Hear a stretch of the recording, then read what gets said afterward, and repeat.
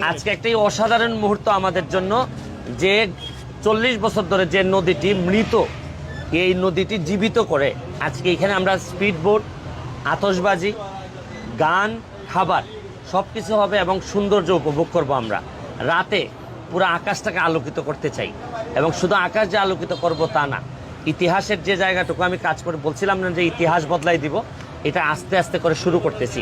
স্বপ্ন তো শুধু কথা বললেই হবে না, বাস্তবায়নের পথে হাঁটতেছি। এখন মাত্র 4.5 মাস হয়েছে। আমি বলতে চাই যে আরও আস্তে আস্তে 4.5 বছরে গিয়ে দেখবেন অনেকটুকু চিন্তাভাবনারও বদল হয়ে গেছে।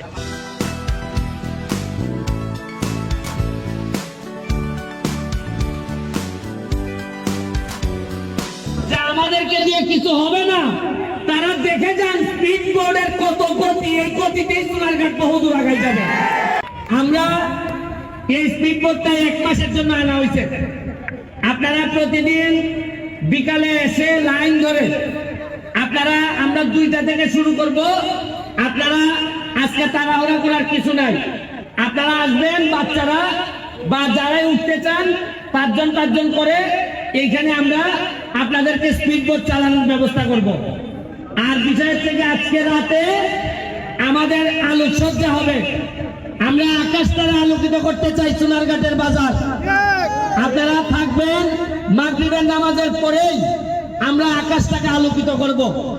আমি শুধু আপনাদের কাছে একটাই, যে আমরা সবাই মিলে বঙ্গবন্ধুর সোনার বাংলা বানাইতে চাই, সবার সহযোগিতা চাই। আমি একা সব পারবো না, তবে আমি নমুনা দেখাই দিয়ে যাচ্ছি।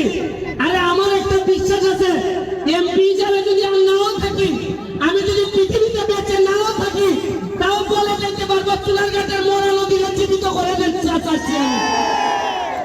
যারা আমাকে সহযোগিতা করেছেন, দুলাল হাজি, আমাদের বাহার, আমাদের তাজুল বাহার, আমাদের সোহাগ, তানিম, যারা করছেন সবার প্রতি আমার কৃতজ্ঞতা রইল। বিডি ক্লিনের প্রতি আমার কৃতজ্ঞতা রইল। বিডি ক্লিন এখানে আইসা আমাদের ময়লা পরিষ্কার করে গেছে। শুনেন, 4.5 মাসে মাত্র নমুনা দেখাইছি। এইবার বুঝেন 4.5 বছর হলে কি দেখবেন। পরিষ্কারের কাজ পুরা 3 কিলোমিটার রাস্তা হবে, ওয়াকওয়ে হবে, এই স্পিড বোট চলবে। এইখানে চেয়ার টেবিল দিয়ে আপনারা বসে বিকাল বেলা চা খাবেন এবং সুন্দর পানির ব্যবস্থা করব। আপনারা যে এই পানিগুলো আছেন, আপনাদেরকে বলি, আপনারা ময়লা পানি আল্লাহর রাস্তে পৌরসভার সাথে আলাপ করে আপনারা যার যে ময়লা পানিটা যদি নিজেদের মধ্যে রাখেন, যেভাবে আমার বাসায় আমি রাখি, আমি তো আমার বাসার ময়লা নদীতে ফেলি না। আপনাদের সাথে আপনারা আমার লোক, আপনারা আল্লাহর রাস্তে ময়লা ফেলেন না, কারণ ময়লা ফেললে আপনাদের সাথে যুদ্ধ করে আমরা পারবো না। কিন্তু আমি আল্লাহর রাস্তে আপনাদের কাছে চাই, বৃহত্তর স্বার্থে, সোনারঘাটের স্বার্থে আর ময়লা ফেলেন না। ময়লা পরিষ্কার করতে 40 বছর লাগছে, আপনাদের সহযোগিতা আমি চাই। আমি সরকারের কাছে হ্যান্ড ওভার করার আগে আপনাদের সহযোগিতা চাই।